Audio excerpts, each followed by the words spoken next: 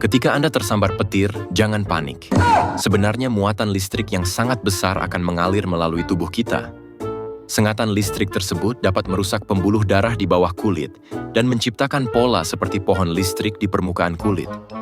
Arus listrik kemudian mengalir melalui tubuh dan merusak sistem saraf sehingga dapat menyebabkan kita kehilangan ingatan dan kesadaran.